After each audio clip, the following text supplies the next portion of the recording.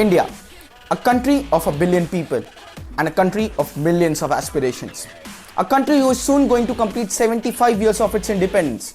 However, it's going to face a huge constitutional crisis. That is of one of its 5 major pillars of democracy, justice system.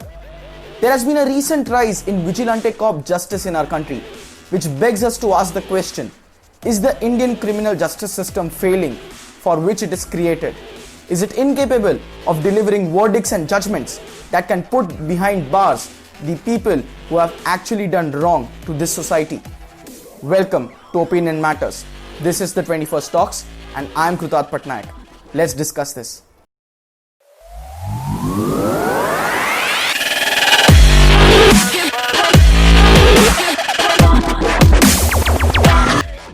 The reason that I asked this question whether or not India's criminal justice system is failing is because of a very recent happening that happened was the encounter of well-known criminal history sheeter in the state of Uttar Pradesh, Vikas Dubey.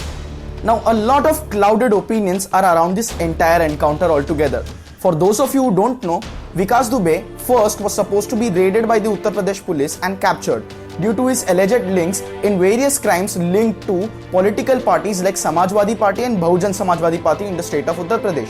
However, he mysteriously escapes the raid of 8 policemen, and these 8 policemen are then killed brutally in an ambush at the site of arrest. And Vikas Dubey is in thin air.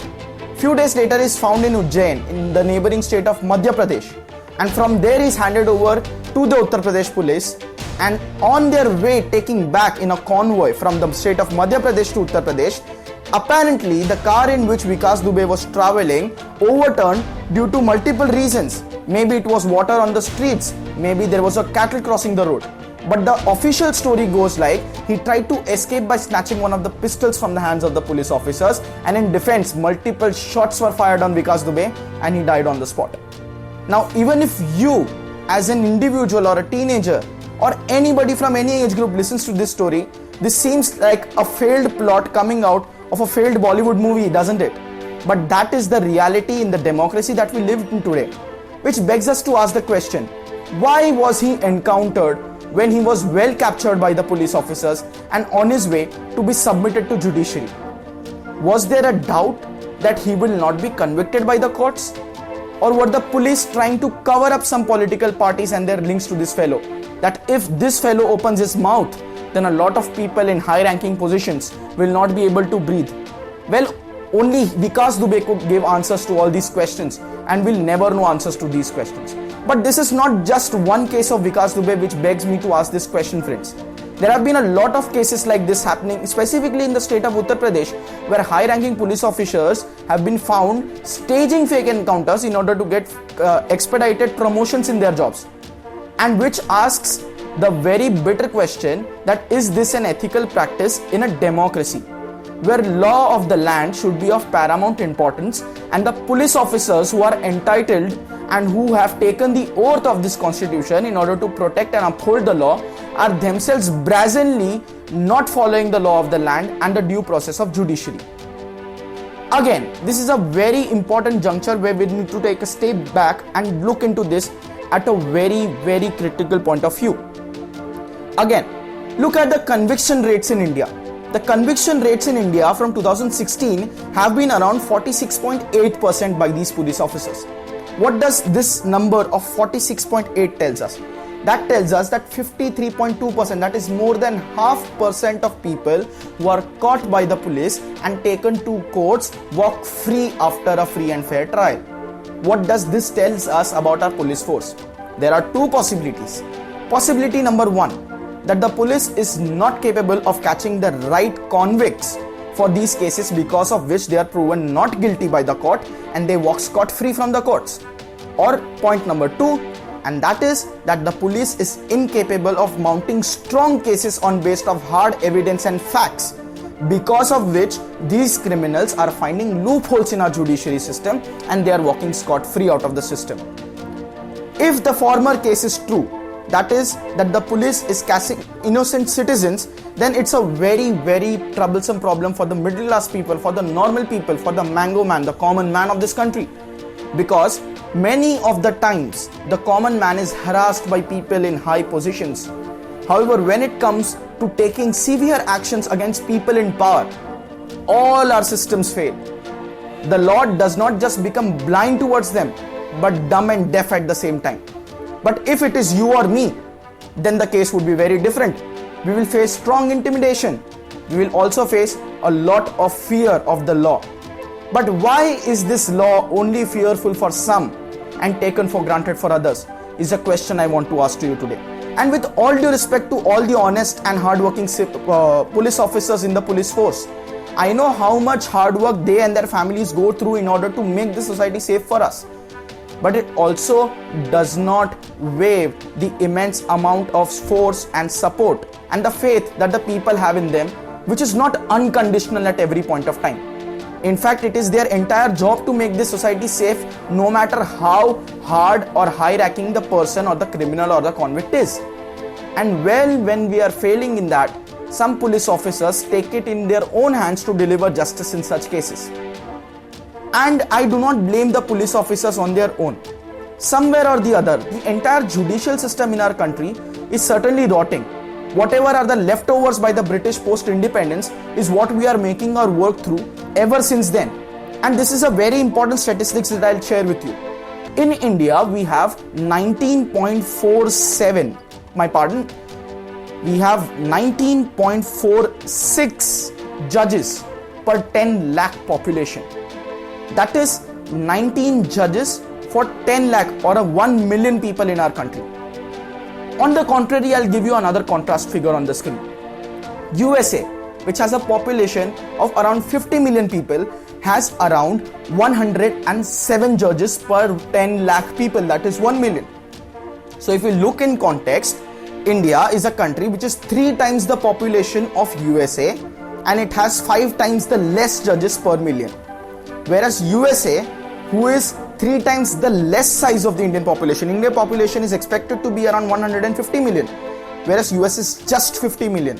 But they have 107 judges per 10 lakh people, whereas we have only 20, or should I say 19 as per the detailed statistic, the precise amount. We have only 19. And this 19th amount is of a 2018 report.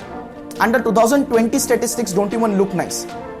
2 years after this report's recommendation was that India's judges ratio number should be brought up to 50. But I'm very ashamed to tell you friends, it hasn't even been 20 from 19. And that's the sad state of affairs in our country. The government, the opposition, the proposition, the political parties are not looking at the important constitutional issues rather than just focusing on which article to eliminate next from the constitution in order to suit their political propaganda, their political memorandums, etc., and their political mileage which can, they can get out of any issue, which is very troubling in our country. Friends, at times I do not even just blame the police officers for this entire mishap, but the judiciary is also at fault somewhere or the other. If you look at this objectively, let's take a case study of the Nirbhaya rape case, in which 5 rapists were caught, but not all 5 were convicted. And the conviction happened after almost a decade of going back and forth to the courts. Just imagine the amount of emotional, physical and financial trauma it puts on the families of the victims, the amount of intimidation they have to feel and face, the amount of pain that they go through towards this entire period of getting judicial redressal. And at times like this, even police officers feel that it's better that these people were shot on sight rather than bringing them into the judicial system and bringing more pain and agony to the people affected. And that is something that we saw in the Telangana doctor's veterinary rape case, in which the rapists, when found, they were brought to the site where they burned the victim. In a reenactment, allegedly these rapists tried to escape police custody and they were shot on sight. The entire country was very happy on this encounter. However, it is not for us to judge which encounter is right and ethical and which is wrong, because sometimes these cases can go catastrophically wrong. For example, the recent case of father and son duo who died in police custody because of the brutalities which were brought upon them by the police officers, or the enhanced interrogation techniques, call it whatever. It was inhumane on them. Innocent people died. And that is what brings the most important questions. Is the police the right authority to decide on what is right and what is wrong in such cases, because of which we know that they are not the perfect authority, for which we have the entire process of judiciary. And sometimes judiciary can be very disappointing, like in Nirbhaya case, where it can be extended for a long period of time and the police thinks that swift justice is good enough. However, at times in Tamil Nadu case, we see that police is not always right, which is why any democracy in the country that has basic human rights guaranteed to all of its citizens must follow the due process of the law, no matter what. And on this, let's discuss in detail what are the exact problems and what is my opinion on this. Well, my opinion is very straightforward. If you look at our constitution, our law are created which make sure that a not guilty party is not convicted of a crime which he has not committed. So the laws have lot of remedies and redressals, because of which more often than not, the criminal party or the wrong party takes advantage of these loopholes and finds some or the way out of the system. More often than not, when the cases are stretched for a long amount of time due to systemic corruption and systemic inability, these cases are prolonged and evidence is lost, eyewitnesses change their accounts, and many a times the cases do not come up more often and the person who has committed the crime lives long, goes out on bail and parole and lives a healthy life, while the victims have already lost their life or are living a hell-like life on earth, which is very unfair on their part. Which is why I think that our lawmakers should concentrate on creating more stricter laws, so that the fear of law is awake and alive in every person living in this country, no matter who is rich or poor.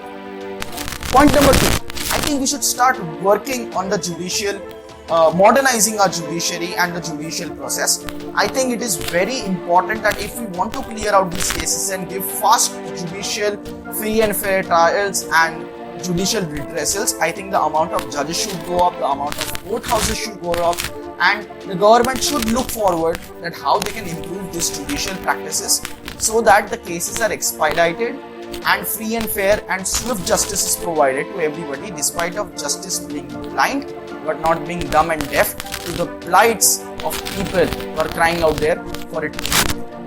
So that's about it for this edition of Opinion Matters with Krudar. And before I leave, I would love to leave you with certain questions.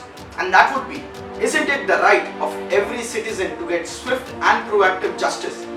Isn't it the job of lawmakers to create strong laws so that the innocent are not harassed and the guilty are not left unpunished? And isn't it the job of the lawmakers and policymakers at the highest levels to think of the people on the ground levels and upwards and not become pocket change for the big peoples in the society? Also, with these questions, I leave you to form your own opinions and share them with me in the comment sections. I look forward to reading them. And as always, keep asking the right questions. Keep searching the right answers. This is Krudar Patnaik signing off from the Opinion Matters. Ab hum bolenge.